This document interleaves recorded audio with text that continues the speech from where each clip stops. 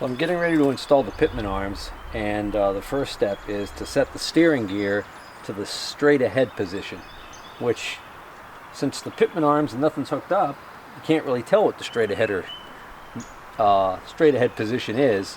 So what I've done is I've turned the steering wheel counterclockwise all the way to the lock, and now I'm going to take some tape and I'm going to put some tape at the 6 o'clock position on the steering wheel. It's kind of hard to see.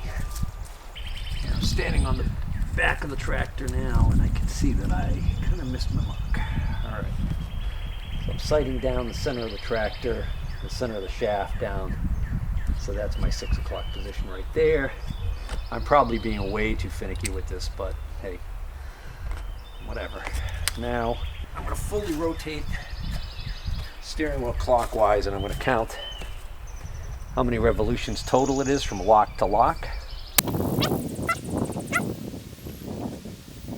Yeah, it looks like it's...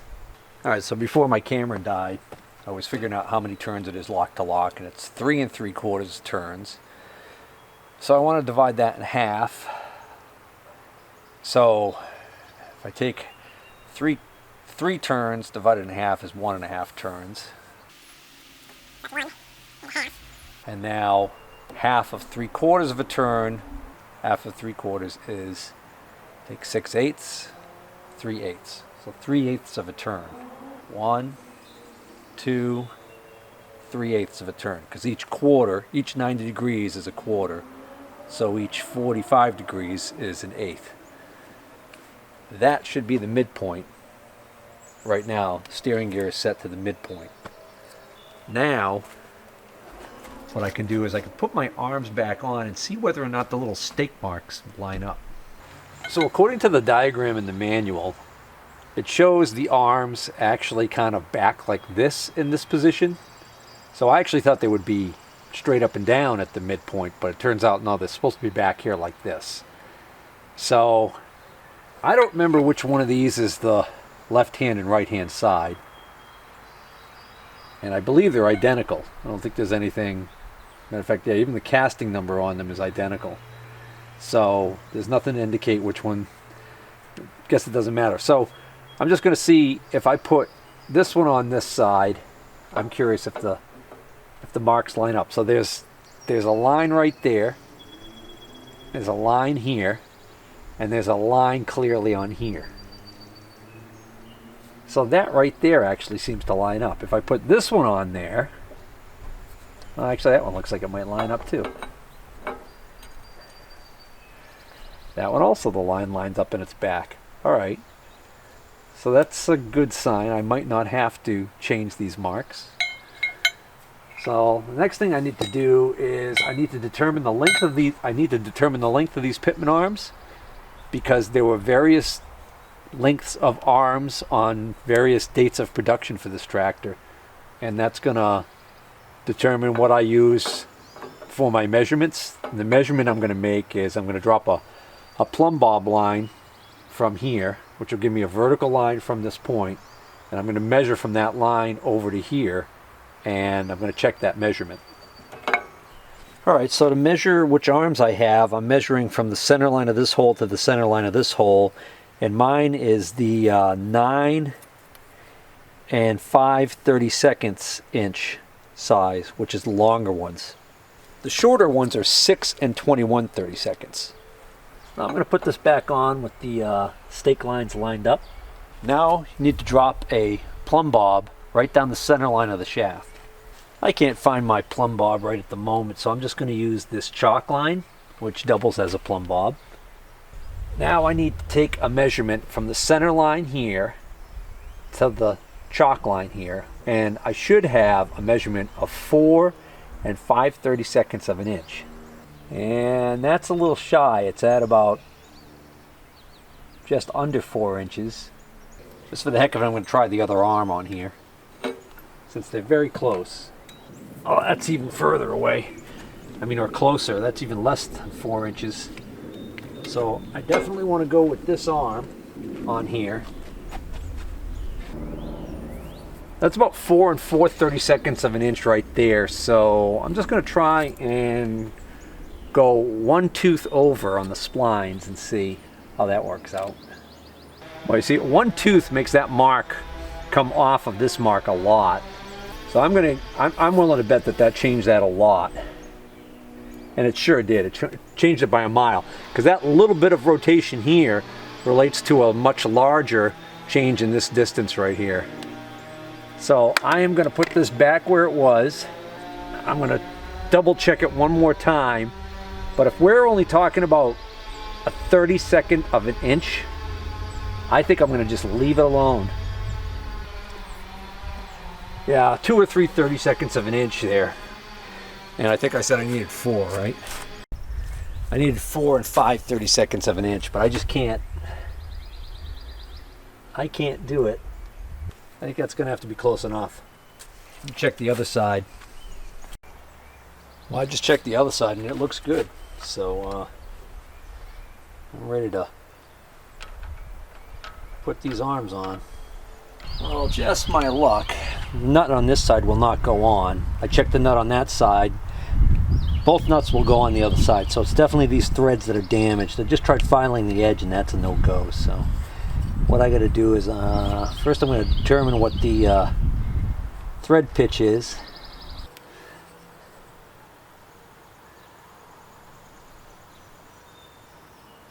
Alright, so now that I know it's 14 threads per inch, I use my new thread file. I select the 14 side and just check the fit. Feels good. And I'm just going to go around and see if I can't try and reclaim those first couple threads. These threads down past it seem fine. It's just that right at the start there.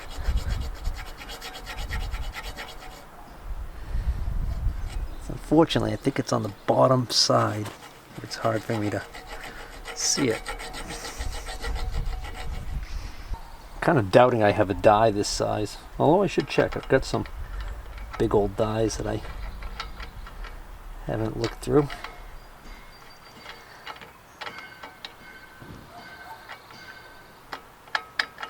Yeah, it's going to be on that bottom edge.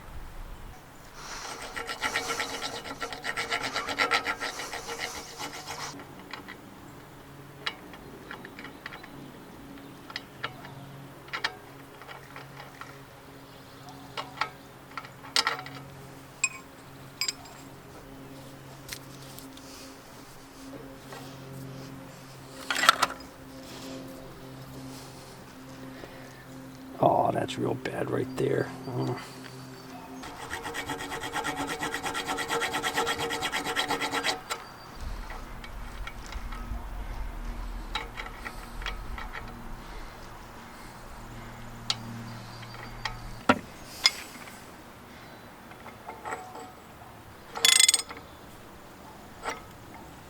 Yeah, looks like that's going to cross thread.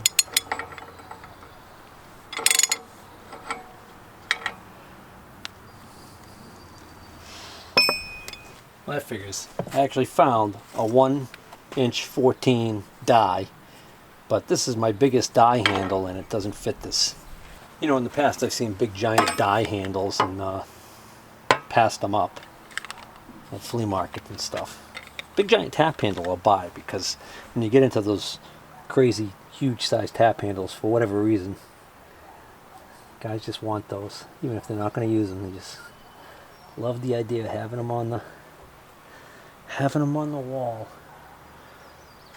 like a trophy buck.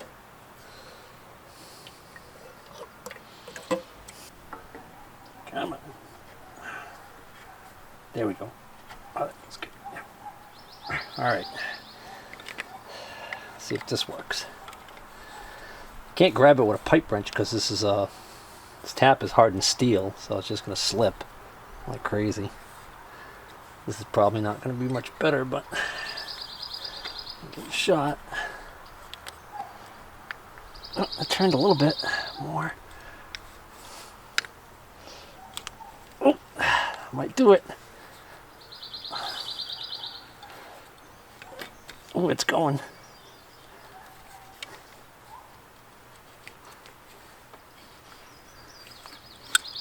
think I got it.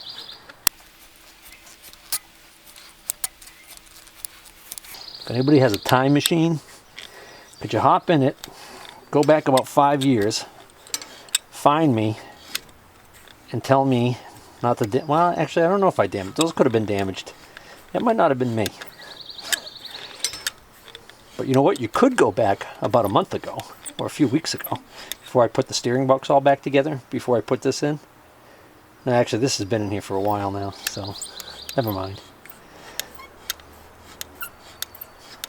This is it. Don't waste your plutonium on me. I don't think it would have worked. Well, that's it. That's really all. That's as far as I have to go with those other threads.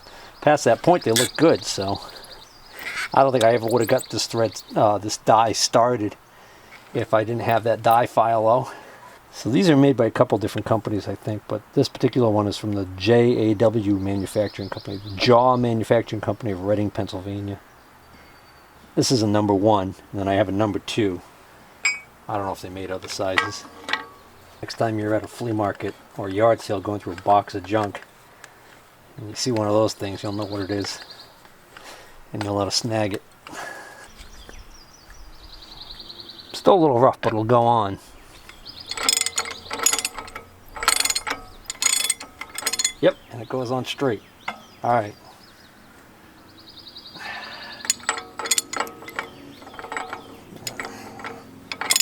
Need that lock washer.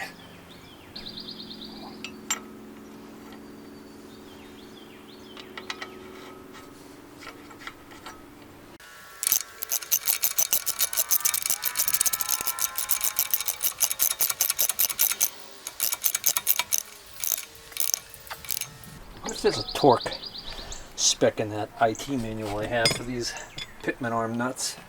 Nope. They give you the cylinder head bolts, the main bearing cap bolts, and the connecting rod bolts. That's it.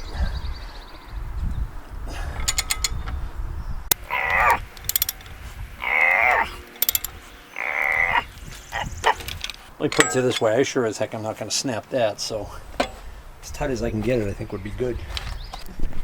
Alright, I got the steering gear set back to midway position, straight ahead. So I'm going to get this wheel over. Just eyeballing it for now. Doesn't look too bad. Alright. Time to put together the tie rods with the new ball joints. And I keep saying ball joints, I mean tie rod ends. Well, I had a bit of delay because the new tie rod ends did not come with these jam nuts. And these jam nuts are specially designed. They have a chamfered edge, a beveled edge that actually rides over this beveled edge, so that when you tighten this nut against this, it actually squeezes this closed. It squeezes this slot closed. That is right here, and that's what tightens it. So probably on other applications, there's a tie rod end clamp or sleeve clamp that would go here. And I could buy those and put those on here, but I'm going to just try this for now and see if these will keep it tight.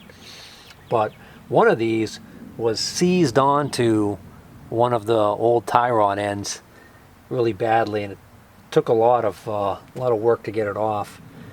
I had to use an impact driver, and even with that, it was fighting me. So I suspect that's why one of these 4 ends that I have here actually has a clamp on it, because I think that somebody just put a clamp on there to make up for the fact that they probably couldn't get that jam nut to work properly, although I thought that that jam nut was up against it. I don't know.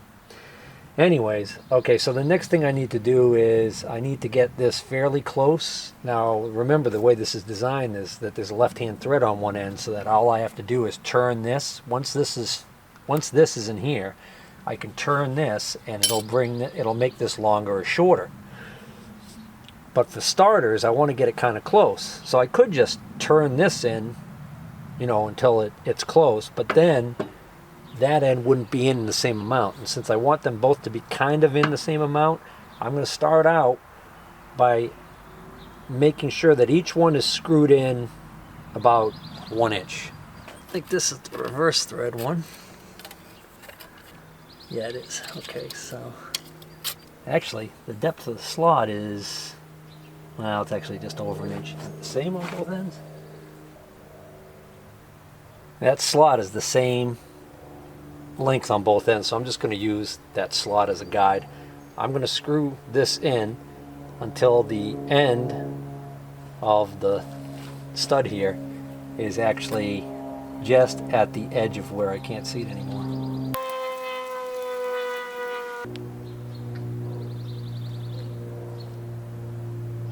There.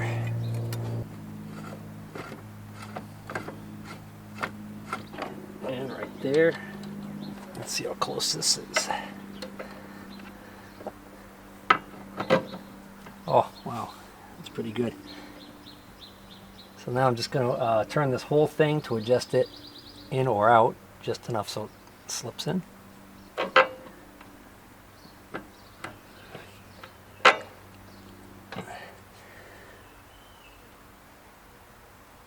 This doesn't sit on top, does it? What's the taper on this? Yeah, it must. So this sits like this.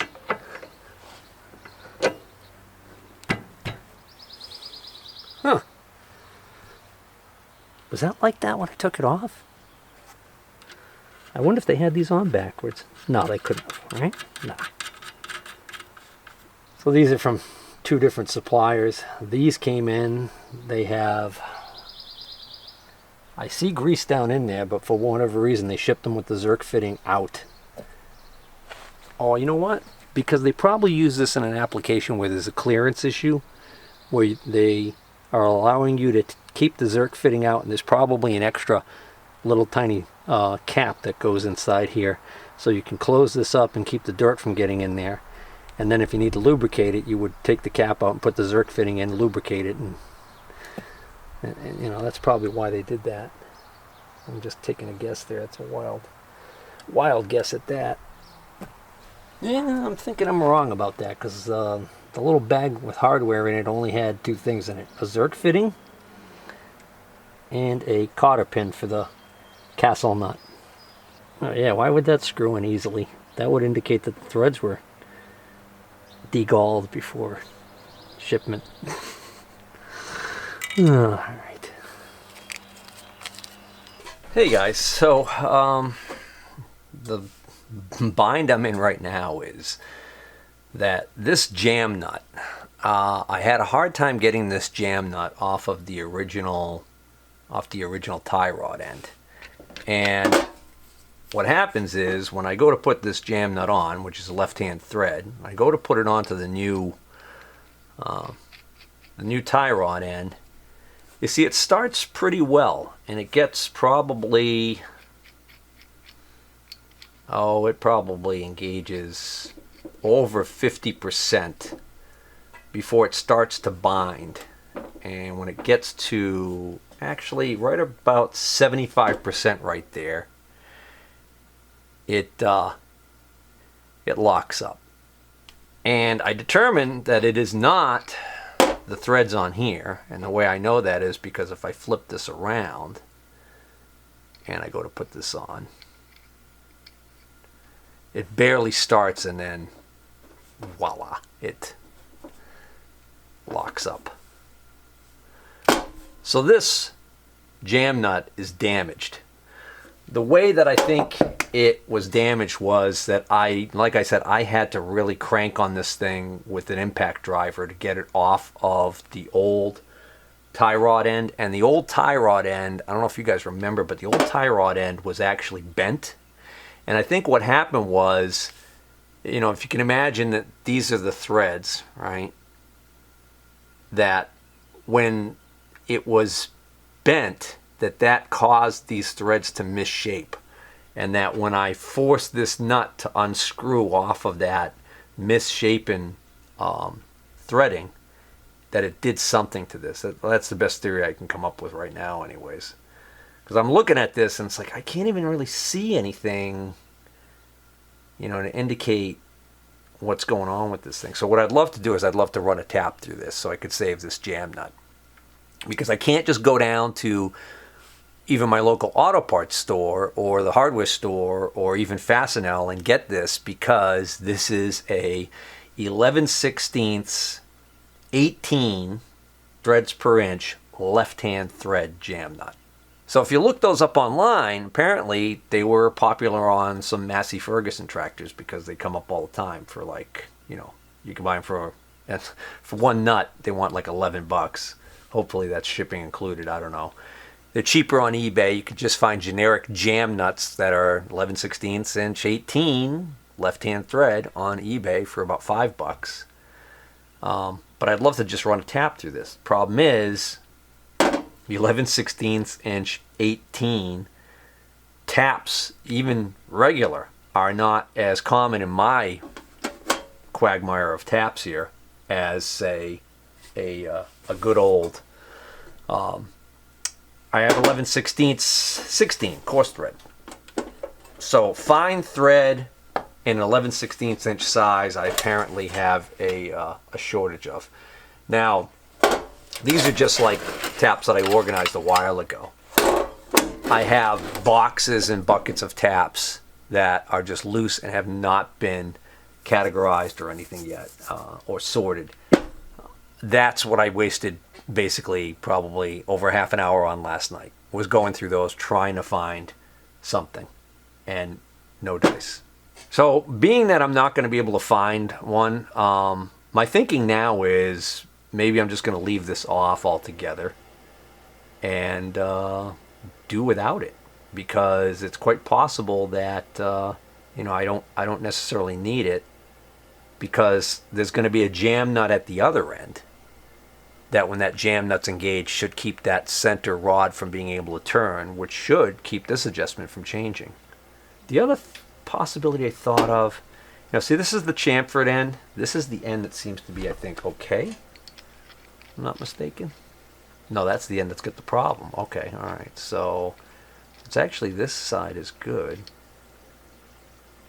So the other thing I was wondering whether or not I could just put this in my lathe and take out those first couple threads there. Well, I just spent a little bit of time on the lathe taking out the first few threads there, and it didn't really improve things. I think, unfortunately, I think the damaged thread is about halfway through this thing, so I'm going to just leave this off, tighten the other end, and if I end up having a problem with it loosening up later, I'll just order a new jam nut off of eBay. The jam nuts that are on eBay in the size that I need, that are cheap, they're actually much narrower. They're more like this, but you can get a pair of them for like $9. And then what you can do is you could put the two of them on next to each other and tighten them against each other and use them as almost like a locking nut. Well, the other thing I could do is I could forego jam nut altogether on this end and just use a clamp. This is a U-bolt clamp. This is not the correct type of clamp for this application, but oddly enough, it actually seems to be doing the job okay, because this one does not want to screw in on this side easily. And for good measure, somebody actually put a second nut on top of the other nut. In other words, doing that whole jamming two nuts against each other type of deal that I was just talking about, which I wouldn't mind, except it means I can't use a socket on there. Let's see if I can get it with this adjustable. There we go. Alright, so loosen that clamp up. Now, same procedure as the other side. I'm screwing it in until I can just see that the end of this is at the end of the slot. As my starting point. Those threads could stand a cleaning.